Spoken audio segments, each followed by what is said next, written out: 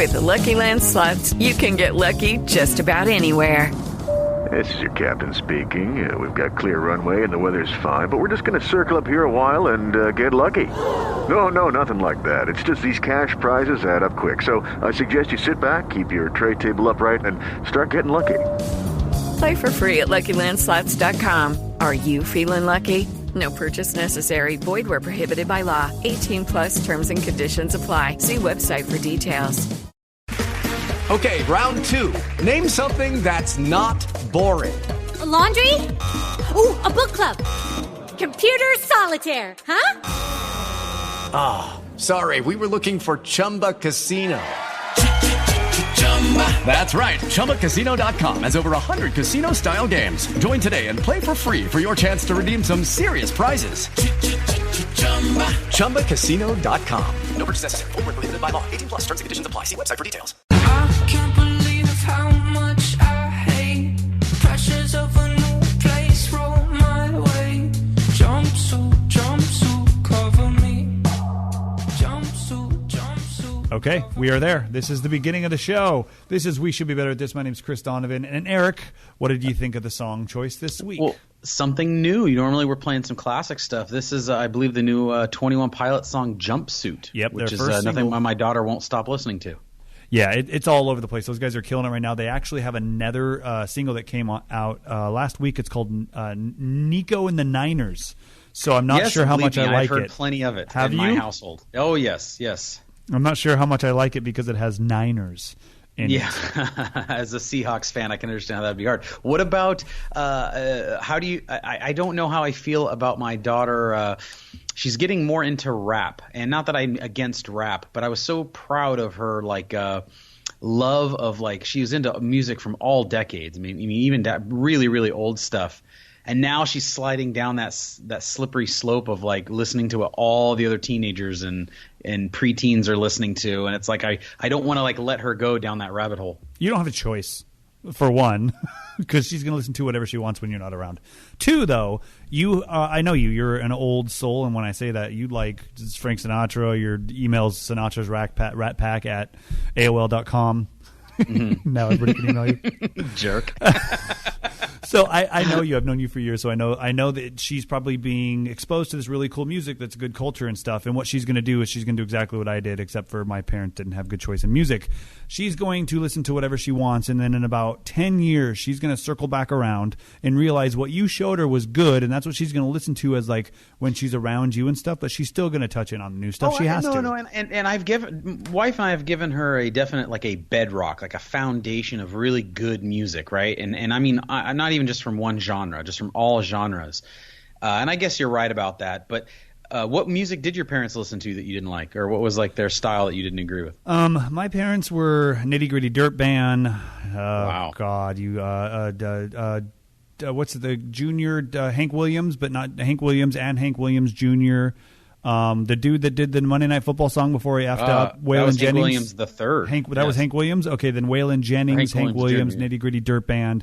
All old school, real country music, where they didn't make a whole. Well, you were out in the country. I mean, you were. Yeah, given, and everybody around me. But then that was my parents listening to that, and then you have you had all the shit kickers around me listening to the new country music, was just pop music. Shania Twain, Faith Hill, Tim McGraw. What the hell is that guy's name? He's anyway, all of those. So I was surrounded by that. And granted, I don't go back to my parents' music. If I hear it, which I heard the other day, I looked at my wife and I said, "I'm sorry that I know this." And then I started singing it. It literally was the Nitty Gritty Dirt Band. It was funny. I guess you're right though, because I did the kind of the same thing. I did my own thing in the '90s, and then when I became an adult, I kind of went back to that rock of the '60s and '70s and '80s and stuff that my parents listened to that I thought was good, and kind of circled back. So I guess you're right, but something I just don't like her getting into. We avoided the Justin Biebers and all that other stuff. I thank God my daughter couldn't stand him, but now I'm thinking, man, if there was another Justin Bieber now, she might actually be into him only because everyone else is at school. Yeah, and that's the worst part is with the internet influencing everybody, because the internet's not real. There's nothing out there that's real on the internet. You just have to read stories and do your own research, but she's getting pressured by her friends who are listening to this, and she wants to be cool and hang out, and she wants to know these people and make friends and be in the clique, So she's gonna listen to some of that shit, but deep down she's gonna be like, "This is garbage." But I have to and I listen trust to her. this. Like I said, she has a great foundation. That kid knows music from all over, so I think I got pretty lucky. But as far as what we should be better at, besides radio, yeah, why marriage, are we talking about that fatherhood, shit right now? Anything like that. I want to tell you something awesome I did just mere moments ago. I literally, your faithful reporter here, a man out on the street. Hold on. just got back. Now we're checking in with Eric out on the streets. Eric, what's going on? I'm live here in Hollywood, California. It's a podcast. We're never live. Yeah, well, that's right. It's live when remember TV shows from the 90s and 80s. It was recorded before live studio audience. It'd be a little different if it was recorded in front of a dead studio audience. And that would be in a morgue. Yeah, that would be a morgue. In fact, we should do a broadcast from a morgue. Be a killer show. We could say it's from not a live studio audience. It'd kill our show. Very good. I like that. Anyhow, so what I did today, something really cool. I don't get many days off, and today is a day off for me. I wasn't out working the normal 9 to 5 job, or as I say, like the 7 to 6 job. I was in Hollywood, California, right across, directly across from the Chinese Theater. That's where, for people who don't live in the area, that's where they put the hand and footprints famously in the cement. Movie stars, John Wayne and all that. Right across the street, I Jimmy got to Kimmel. go see. Yeah, right in front of the Jimmy Kimmel Studios Yep. theater. I saw Weird Al Yankovic get his star on the Hollywood Walk of Fame. Was he in the wheelchair still? No, it was not. Because he's like 100 years old, right? No, but it just seems like it because, I learned an interesting fact for you, Mr. Chris Donovan, Mr. Radio. There are 4 artists, and I learned this at the speech. This was Dr. Demento, old radio personality from the 1970s, who was talking. And he gave a fact. I'm going to throw this out to you and see if you could name this. This is on the spot here. There are 4 artists in history who have topped the Billboard charts in 4 different decades. Can you name them? 4 different decades. 4 different decades. Been on the top, the Billboard Top 10, I think it is. And this is for pop music? It's just, it's essentially all music. All music. All okay, music. so top 4. Okay, so I'm going to say Michael Jackson. Correct. Okay. I thought that's a gimme. Yeah, that was kind of a gimme because now I'm just kind of fishing. Yeah, that's like a 2-foot putt. You sink that one. Okay. What's up next? You got 3 more to name. Madonna. Oh my God, you got that one too. That's pretty impressive. Okay. All right, 2 for 2. All right. I'm 500 now. now. The third and fourth one are a little bit more difficult. I'm an amazing player in baseball right now at 500. I could just leave Yes, it at you that. are. You should retire right I know, now. right? Call me Tony Gwynn. For 4 decades.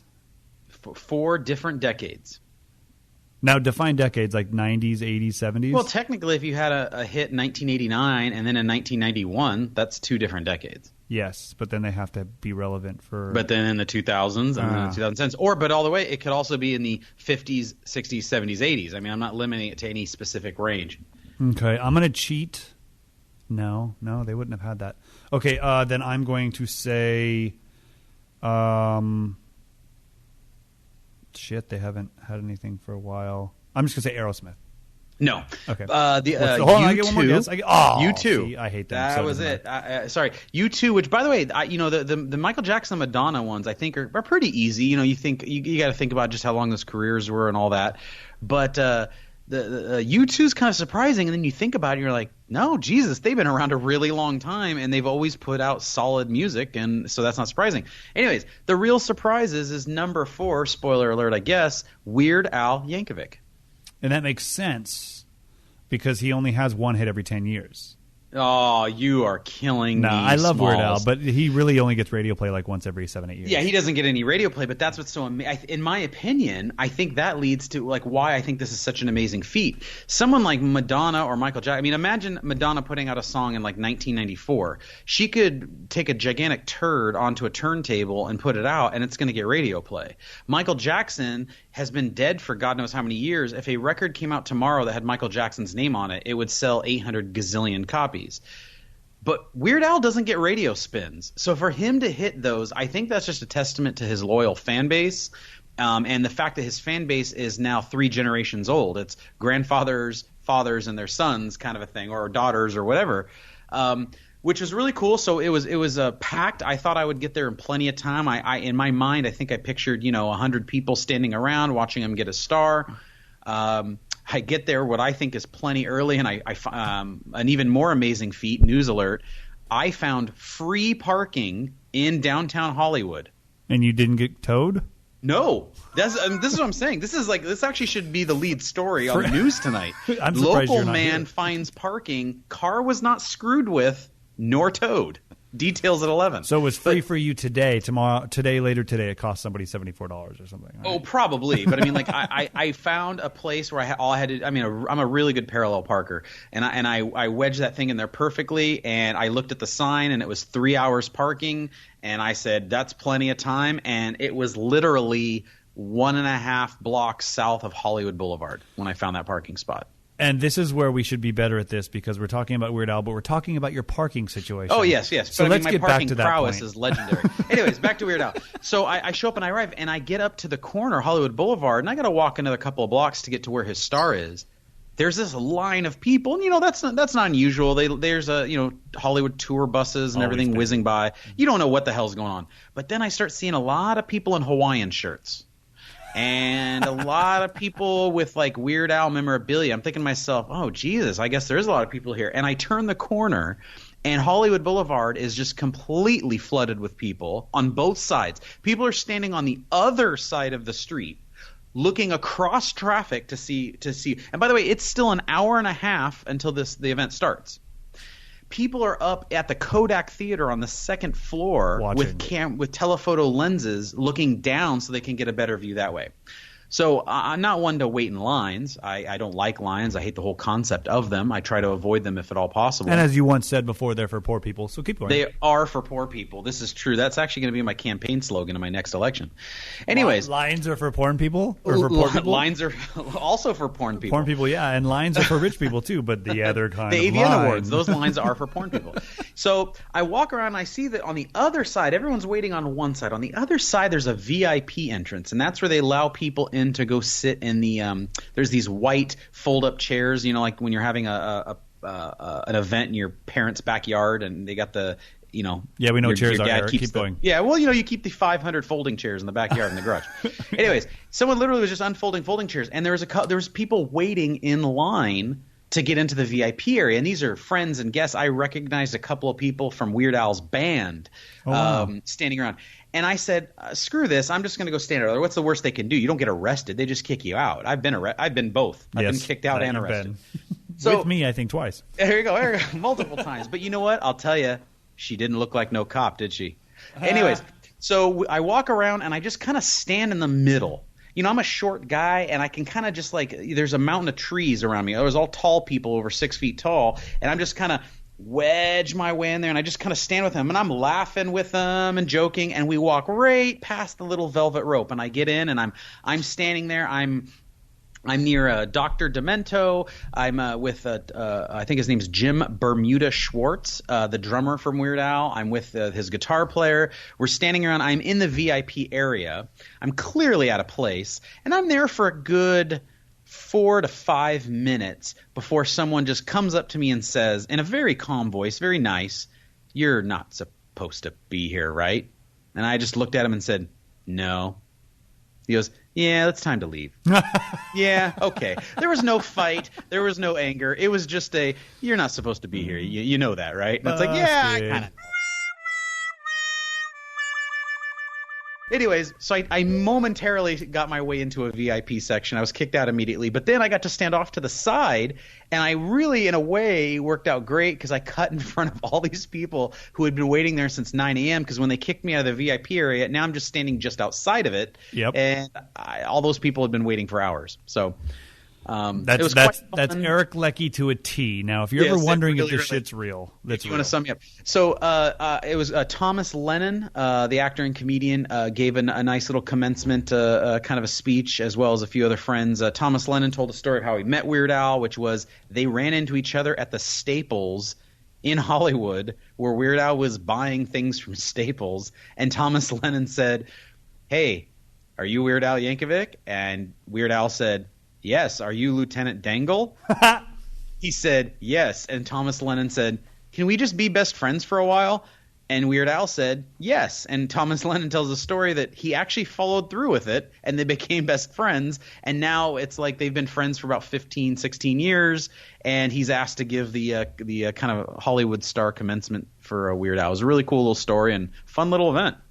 That's cool. Yeah, I've been a Weird Al fan for a long time. I think since Eat It. I think Eat It's the first time I saw it because that was one of the first videos he did. And he always had the best videos. I mean, if you go look up just any Weird Al video, it's always great. Okay, trivia question. Who's the celebrity that wasn't a celebrity at the time that was in Weird Al's Eat It video and is the bad guy, leader of the bad guy gang? Ooh, Eat It video. Weird Al. Ooh, that's good. I don't know. Oh, man. So it's one of the bad guys? He's the lead bad guy. He's the lead bad guy from the gang. Man, I don't know. This is magnificent. I know Weird Al trivia, and this is killing me here. What? Go Are for you it. Serious? You don't know? I don't know. Wesley Snipes. No, Wesley Snipes. Look up the Eat It video. Really? Yep. Oh my goodness. Wow, I'm gonna have to look into this more. I mean, Weird Al is another tattoo I've always considered getting. Just letting my nerd flag fly and just going full Weird Al. Wait, what would that consist of? Well, like getting an accordion tattoo with like Weird Al's signature, or like the movie poster from the movie UHF, or just something just really it like a reflecting how nerdy I am, or kind of a thing. Like just embracing it, kind of like my Simpsons tattoo. It's just embracing that I'm a fan of the show for life and that kind of thing. Yeah, well, the Simpsons tattoo is the sailboat picture that hangs up behind the couch in every opening scene. Correct. So it's pretty recognizable. Do you think that if you had an accordion tattooed on wherever, that people would recognize that was that? Or do you think, now hear me out, do you think that doing a full Hawaiian shirt tattoo would be better? Well, the plus side would be I never need to iron my shirts because I could just, take off my shirt and people would be like, oh, look at that fresh, clean shirt that guy has on. Tell you're old and wrinkly. Oh, good point. But what about the hair, though? How would that play in? Well, I am Italian, so they'll be wondering why that gorilla is wearing a Hawaiian shirt. Yes. And at least you're the monkey and not me. Anyhow, so I thought that was pretty cool. I've lived in the Hollywood, LA area my whole life, and I've seen people get the hands and footprints in the cement, which is kind of cool. Wife and I do that at the film festival we go to every year. But this is my first time seeing someone getting a star, and it just so happened to be like my childhood hero, which is Weird Al Yankovic. I thought it was super fun, super nice, and amazing how many people were also interested in doing the same thing. Yeah, I think it's pretty cool. I've never been to one of those before, and it's funny because now I work like I'm literally like 8 blocks away. Yeah, you're basically there. Which I'm surprised you didn't come by here after you were done and we could have recorded this together. But whatever, missed opportunity. Yeah, you've told me how bad your drive is home. I'm not really interested in doing that unless I absolutely have to. That is a horrible drive. Whatever. Anyway, well, that's pretty cool. I mean, Weird Al's always been – I mean, he's going to retire and die as this famous giant cultural phenomenon that made parodies of songs. He was one of the first to get extremely popular from it. So he's never going to go away, and it's actually really cool that you got to see that. So go F yourself because I wanted to go. Yes, I'm very excited about that. Now, that's good, and I'm glad we're cut up on that, but I am ready to talk some sports.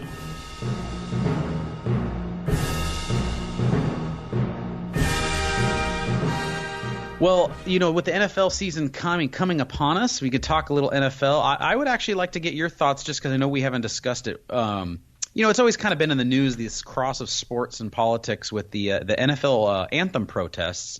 And I was kind of wondering where, we've never talked about it. Where do you kind of stand on that when the players take the knee or raise the fist Black Panther style in the during the anthem or anything like that? What's your thoughts on that?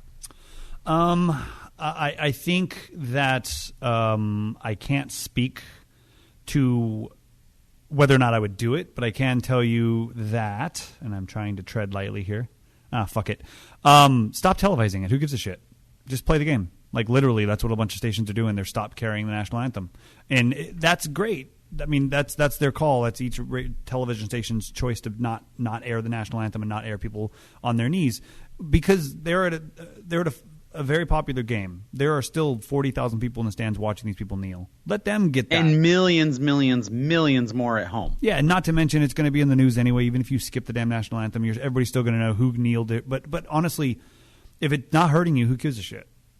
And, that's probably a good solution to the whole thing. I'm definitely for people's rights, but what I think is kind of lost in this whole situation is the players are at work at that time. Correct. That's their job, and they're at work. And your employer, while you have a right to freedom of speech, meaning a player can, after the game, go stand out in front of the stadium and hold a sign that says, I hate Trump, or I end all war, or no, I really don't kill the honeybees, whatever the hell they're protesting this week. You can do it. Don't do it.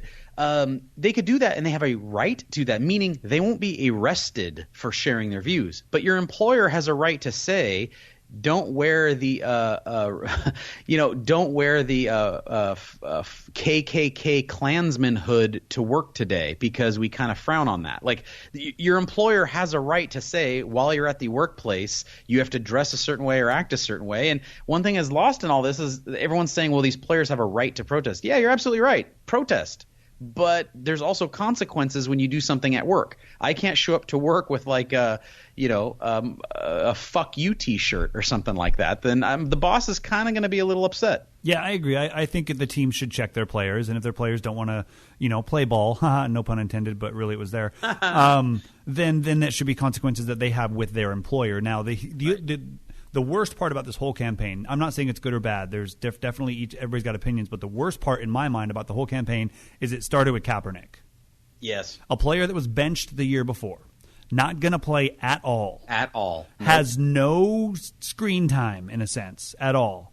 And he does this. So now, does that come from him being oppressed, or does that come from him wanting attention? Now, you can decide on your own, and I have my opinion, but if it would have been like a start, let's say it would have been if Tom Brady or if even like Odell a young Beckham. guy like Dak Prescott, Odell Beckham. So even another young guy, any of them that were actually out there playing, doing some things on the field, doing that, and then they did that along with getting up and playing rather than standing there and not being a relevant part of the team. And he wasn't. He was already gone. They were just paying him to stay there because of his contract.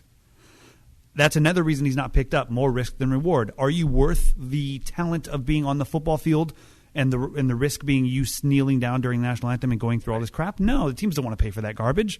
So then that's why you're not playing. So if he would have been more relevant player in the actual position of playing during the game as the football player and then did it, it would have meant more to me, but it didn't. Absolutely. I thought it was an attention grabber, and that's the reason I didn't like it right away. 100%, because I 100% agree with you. I think if Colin Kaepernick wants to John Cusack Say Anything style, put the anthem on a boombox and hold it over his head while he kneels out in front of the stadium on his off time, God bless you, dude, go for it. That's fine.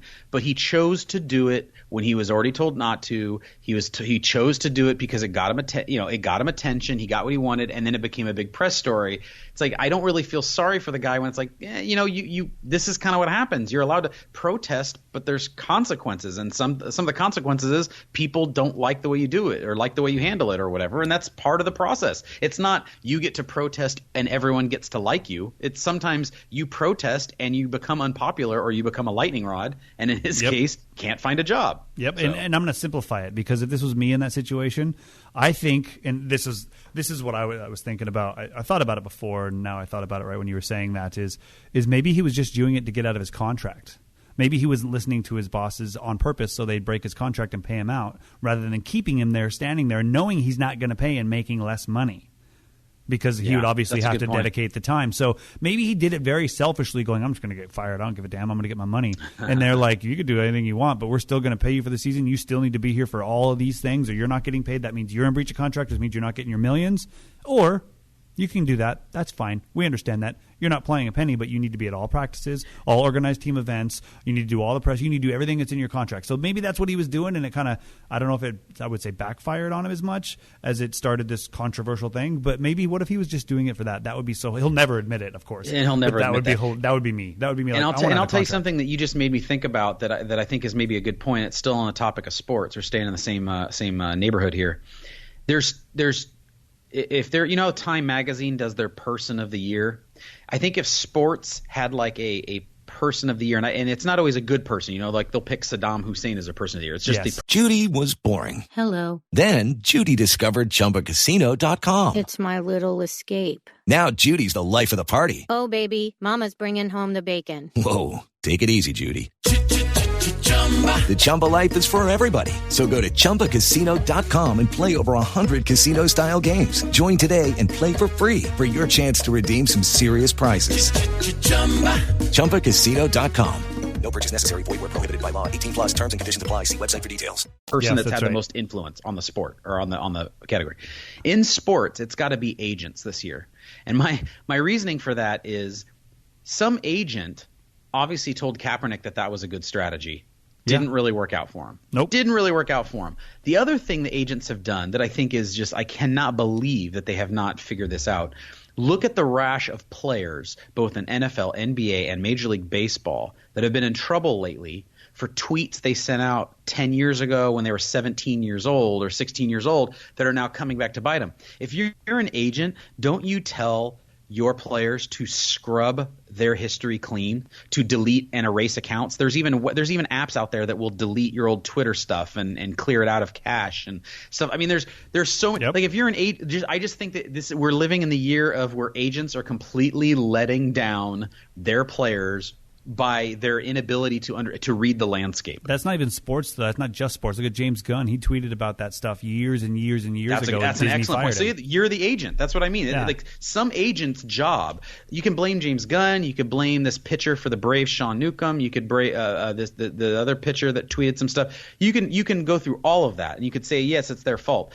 But I know if you and I had access to Twitter when I was 16 and you were 15 or 14, I mean, we wouldn't just be unemployable. We would be in jail. Delete. I would have shared some video of me doing something really, really horrible, and because that's what. Or imagine like our parents back in the 60s and 70s and some of the crap they would have. Oh my pulled. God! Yeah, right. So the point is yes, you could blame the player. But man, you really got to blame the agents whose sole job. I mean, remember they're taking their 10% or whatever they're taking from this for doing that. Your only job is to protect my interests. Your only job is that you're taking 10% of my money to protect my interests. You got to think of this kind of crap. Well, there's got to be a ladder, a step in that ladder that you're climbing up to be successful. There's got to be a step where you go, okay, here's where I stop. Here's where I make all of my social media channels inactive, and then I go back through for the next couple months and see what I need to take out. Now, that happened before. I know, case in point, from an actress that's on SNL now. She was very LA. She was very trying to make her way. She was tweeting pseudo-racial things, all, light humor. Most of the people that know her knew she was biracial, so it wasn't like people were like, you're racist, you're a bigot. She was just being a comedian trying to be funny and trying to catch attention. You know how it is. Fart jokes make it better. Also but trying to be edgy, too. Correct. So, but when she got the SNL job, she went back and deleted all of those. Because she knew, and I'm sure she had somebody probably tell her, go back now and delete before everything's announced because you will be a target. Yeah, before you get famous, too. Because Before once you're you a get target. famous, people start screenshotting that crap and start saving it and all that kind of stuff where you can never undo it. But before anyone knows who you are, you can delete all that stuff and it disappears. You just got to, there's got to be a step in that ladder where you go, okay, now's that time. Well, I think we should get deeper into the actual sport, maybe in next week's podcast where we can talk about the first, the season starting in football. But I think for now, I think we touched sports pretty good. We got all philosophical and everything. I think I'm ready to lighten up the mood a little bit, and let's play a little bit of the movie game. Oh, hooray for Hollywood. It's really got me. Hooray, hooray, hooray, hooray for Hollywood. All right. Well, I took my daughter to go see the movie The Meg, and it's in I'm theaters, so sorry. still in theaters. I'm really sorry too. It was a absolutely horrible movie. It's a Chinese-made movie that they threw 2 American actors in it, tried to appeal to America, and it's working because it's done like $800 billion at the box office. But to keep with that theme, this week's movie game is based on the ocean, so movies that take place in the ocean, whether good or bad. And I would like to start it off where I'm going to pick a movie for you, and you got to guess the Rotten Tomatoes score, and we take points based on how far off you are on that score. You ready? As ready as I'll ever be. Alrighty. The first movie, is an all-time great. It's literally the term summer blockbuster, which we now throw around every summer.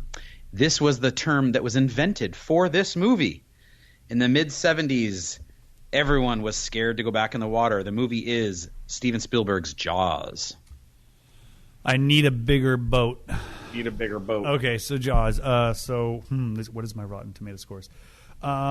It's harder to judge the movies that are actually outside of before Rotten Tomatoes was created, because how do they get the rating? Well, they base it from people at the time who rated it, but it also counts as an aggregate the new ratings of like people in like 1995 and 2005 that rated it. Yeah, but are people really watching Jaws and then rating it now? I don't know. That's weird. Okay, so I'm just going to say, because I can't really justify any information behind either. I'm going to say it was huge. There were lots of fun stories. I'm going to say it's 82. An 82. Well, this is one of my favorite movies of all time, and I got to say that I could still to this day do the speech. One of my favorite scenes of all time, where Quint's giving the speech about him being on the Indianapolis, and I don't know if you know this. The famous story is he was so drunk during that when he filmed that scene that they knew they would only get one take. So Spielberg said, "Give it all you got, because you're going to pass out after this." He doesn't. Roy Schneider does an absolutely not Schneider. Can't remember the guy who plays Quint. He gave like an absolutely brilliant.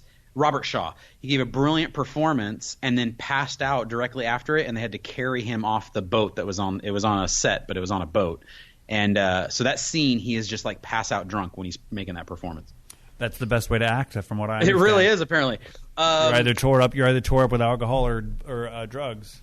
Okay, so Jaws. Let me. Do you have a pen? Are you writing down these scores? I'm writing it down. I write down the score. I got 82 on mine. All right, so let's do two of these. All right, let's do the top two. Alrighty. All right, I'm going to go to you now. The next up I'm going to pick for you is The Perfect Storm. Okay, Perfect Storm. That's the one with George Clooney, Mark Wahlberg, John C. Reilly, Annette Bening. Is she in that one? I don't remember if she is. I'm trying to remember the girl that was the Mark Wahlberg's like wife back on the shore was really hot. I remember that. I don't remember her name though. And then there was the one that was basically told him the basis of the movie, and she had her own reality show on Discovery Channel. It was for whatever they do out there, the sword fishing or whatnot.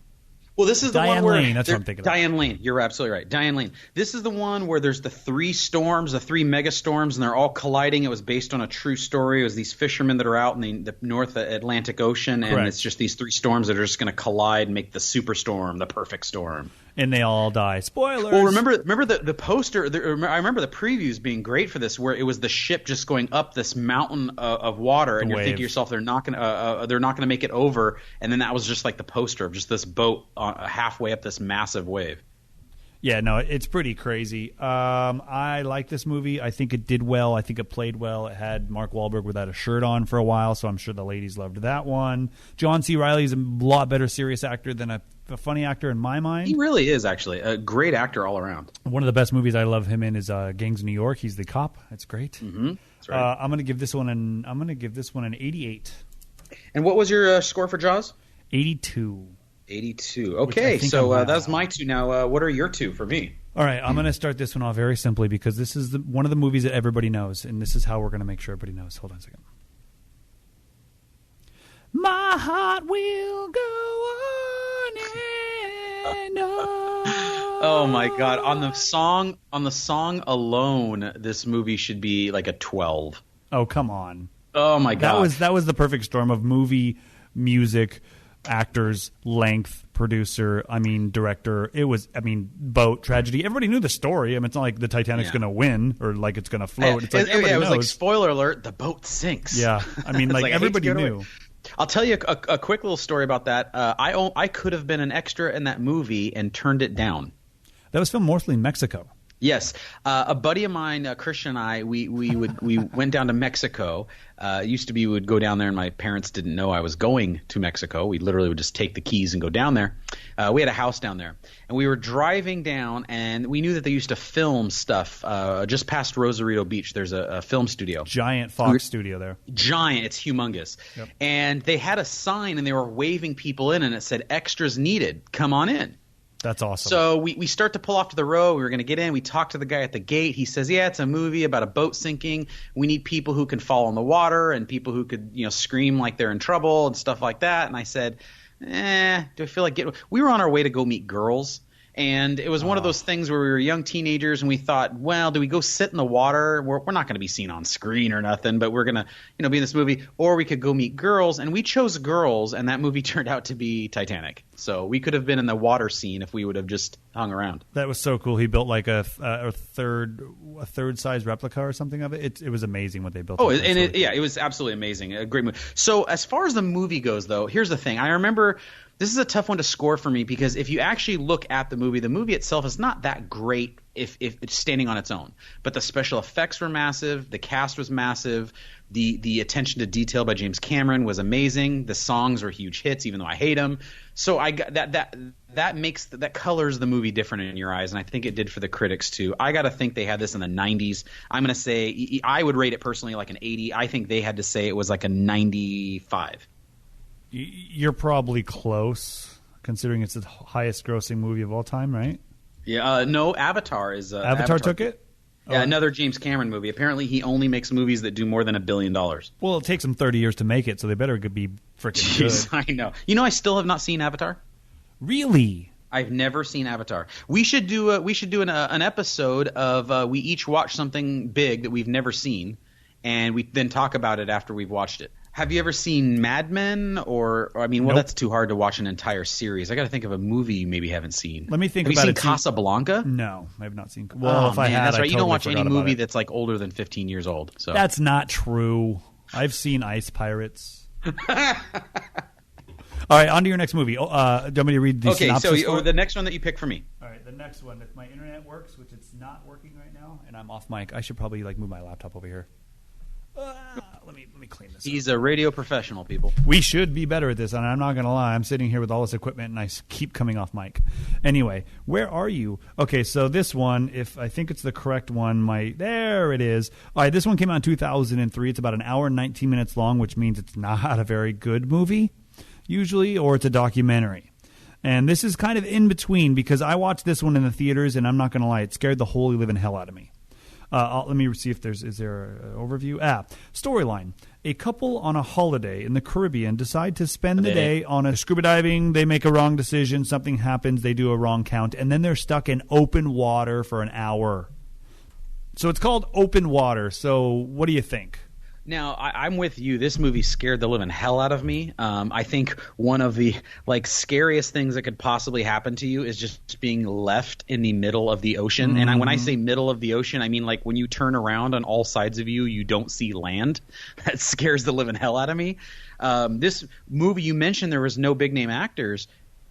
I think that's perfect casting. You don't want to see Matthew McConaughey floating around on the water like that. I think it makes it more real that it was people you've never heard of floating in the – you know what I mean? It would have been distracting to see Tom Hanks and Meg Ryan floating around in like a love story out in the water. I love the fact – It's called Joe versus the Volcano. Oh, and that's another great movie. Now, if I remember correctly, this was one, and I remember this distinctly at the time, and I don't know which way it goes. I remember that it was completely flip-flopped from critics to audiences. So it was either that the audiences loved it and critics hated it, or critics loved it and audiences hated it. I remember there being a pretty big split amongst everyone.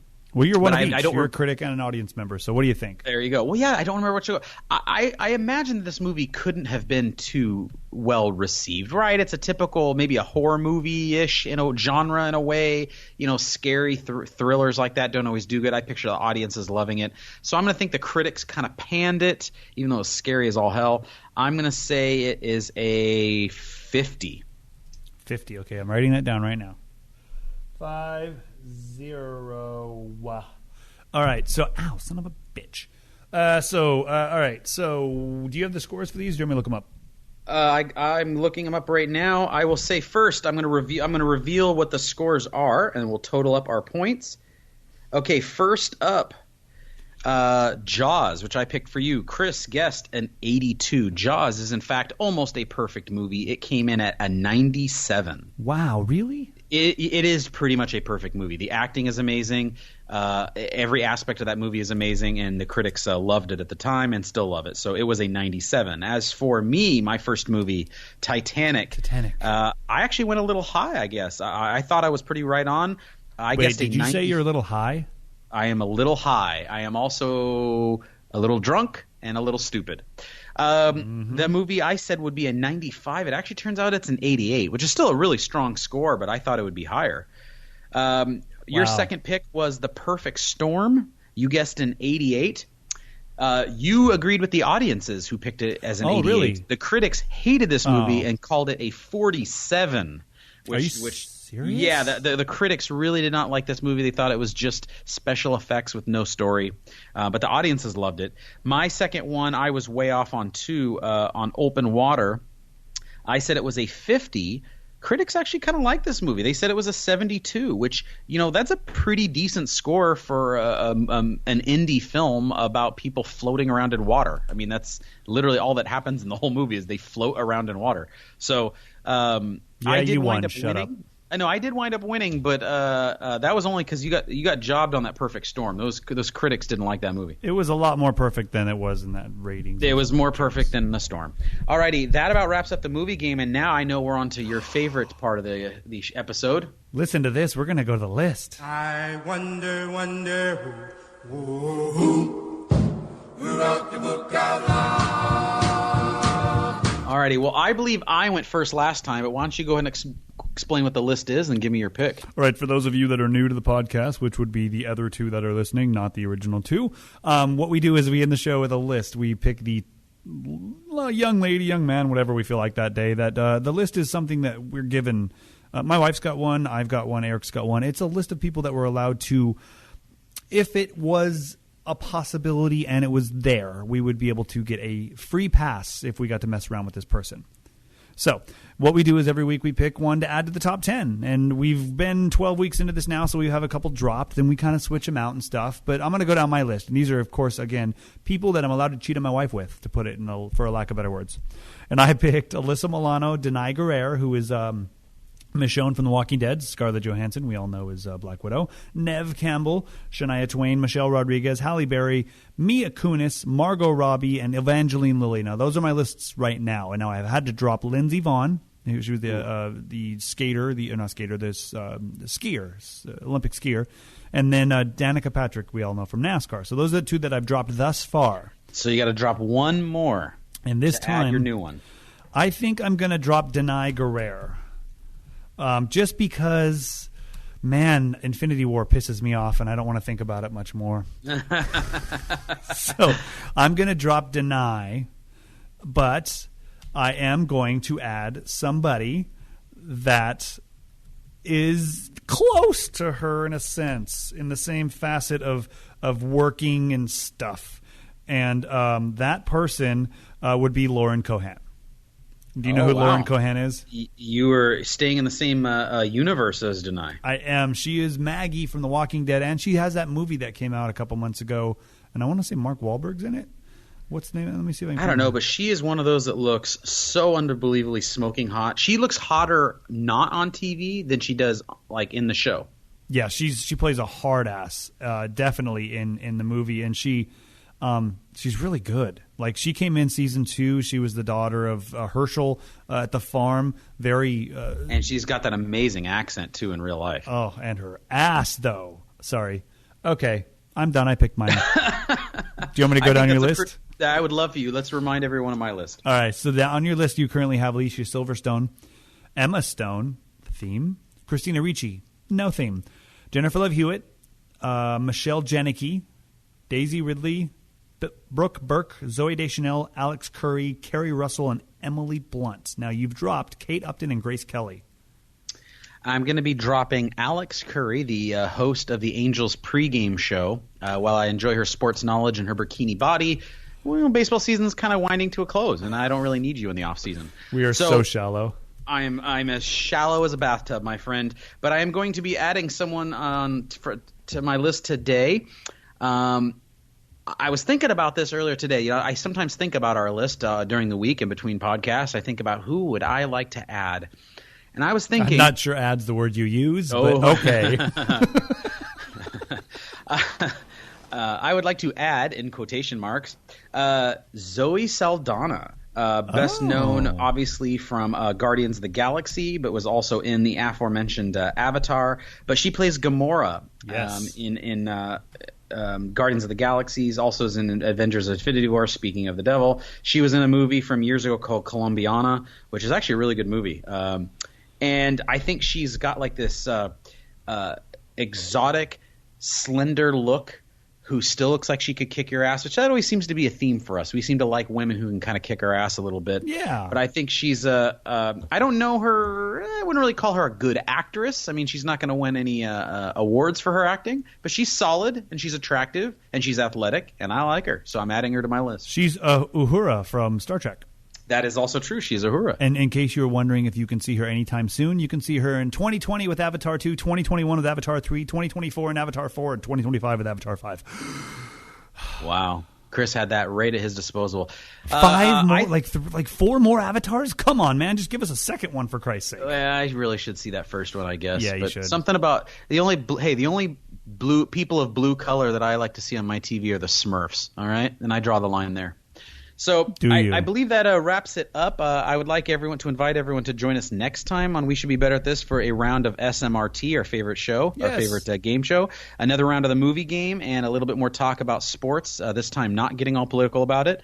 As for Chris Donovan, I know where can we find you on Twitter? You can find me on Twitter, Chris_Donovan. That's my favorite internet Tourette's, or go to DonovanChris.com. That takes you directly there. And I do a weekly alternative rock countdown show called Alt Mixed Up. If you go to altmixedup.com, all the details are up there. And by the way, that Alt Mixed Up is a great show. I encourage everyone to read that or listen to that because it really is a good show. I listen all the time. And oddly enough, Jumpsuit by 21 Pilots is number 2, so check it out. Oh, wonderful. People can reach me at realdonaldtrump.com.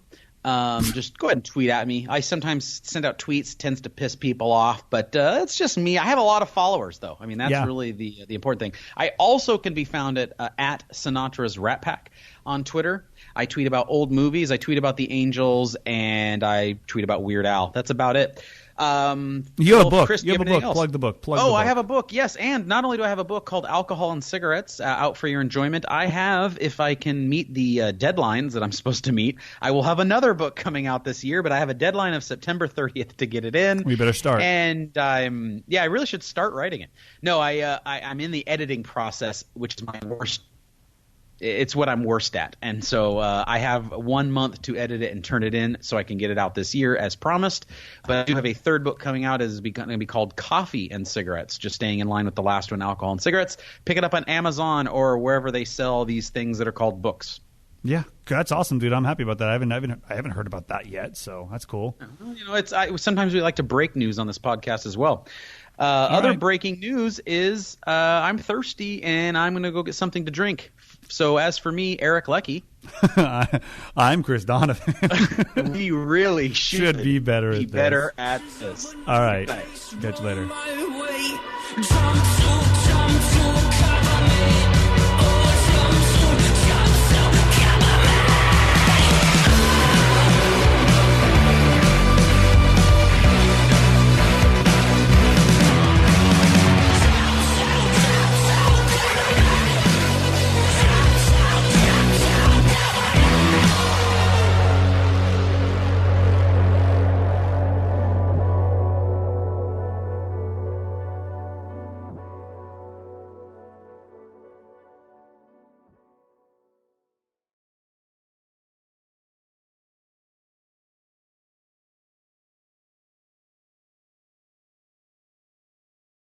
Monetizing digital services since 2004. Boosting the entertainment industry by making digital content accessible for everyone. AWG, where innovation meets monetization.